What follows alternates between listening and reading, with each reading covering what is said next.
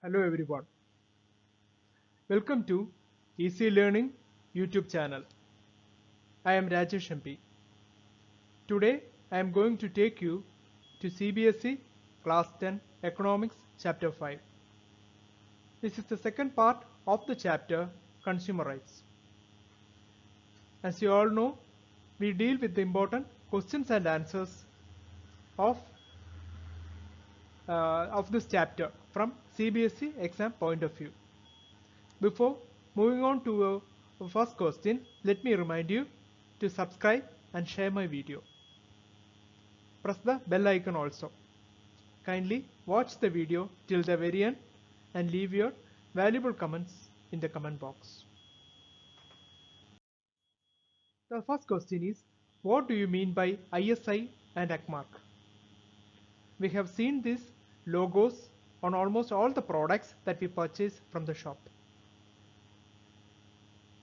ISI, ACMARC, Hallmark, etc. are the logos and certification that help consumers get assured of the quality while purchasing the goods and services. Actually, if you purchase a good and this ISI, ACMARC, Hallmark, etc. are found on the products, we must understand that the quality as per government rules is being maintained in this product. The organizations that monitor and issue these certificates allow producers to use their logos provided they follow certain quality standards. This is the case with organizations also.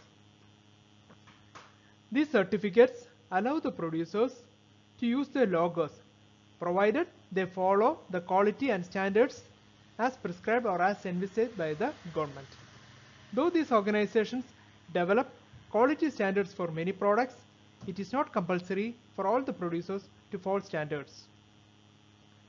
That means the quality of these products is mandatory, but at the same time the producers occasionally they just differ from the standards that is being expected from the products.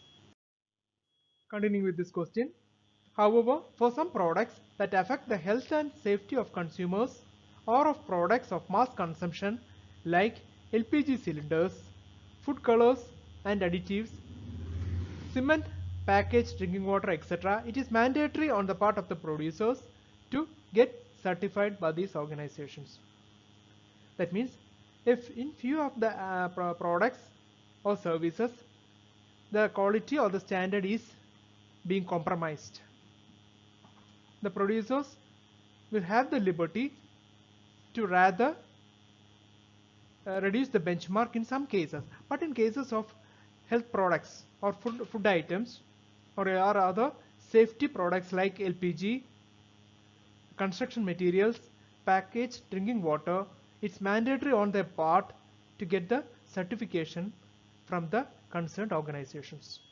So ISI, ACMARC, Hallmark, etc. is very important as far as consumers are concerned, because this guarantee them that the quality of the products is being certified by the government or the concerned organizations entrusted by the government. Moving on to the second question, examine the consumer movements in India.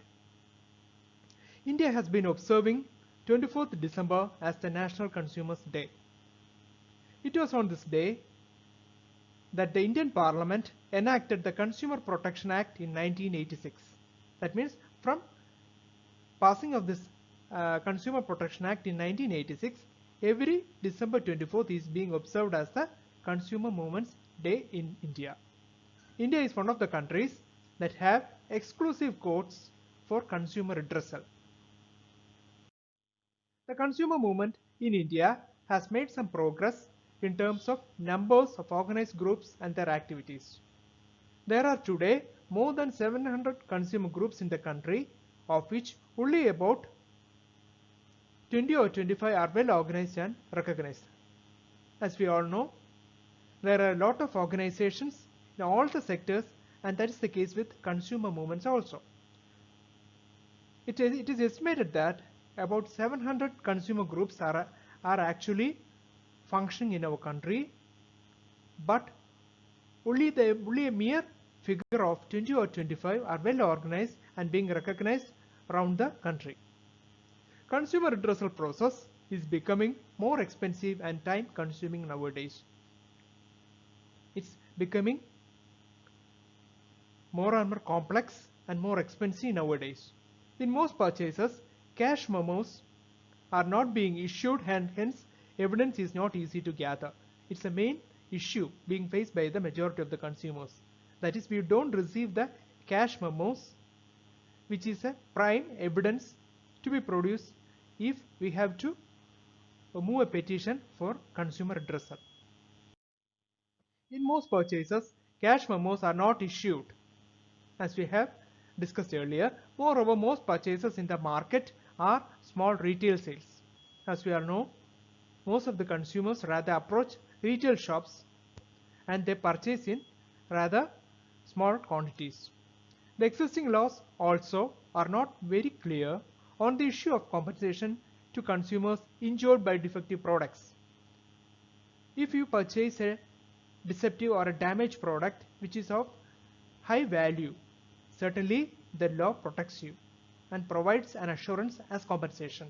But in the case of small scale products, the consumers are rather left missing because the issue of compensation for such products are very defective. So the laws has to be strengthened in the cases of all products. After more than 30 years of the enactment of COPRA, consumer awareness in India is spreading but slowly.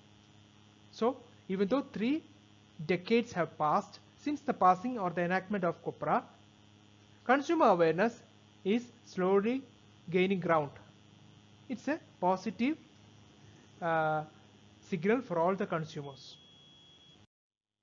Besides this, the enforcement exercise of law that protects workers, especially in the unorganized sectors, is usually weak.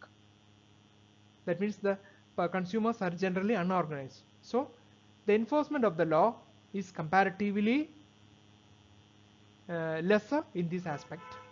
Similarly, rules and regulations for working of markets are often not followed. As we all know, the markets they do not follow the stipulated rules and regulations. Nevertheless, there is scope for consumers to realize their role and importance. Even though there are a lot of negative aspects, still there is a glimmer of hope for the consumers. That is, the role and importance of the consumers is slowly gaining ground. Consumer movements can be effective only with the consumer's active involvement. That's the cream point.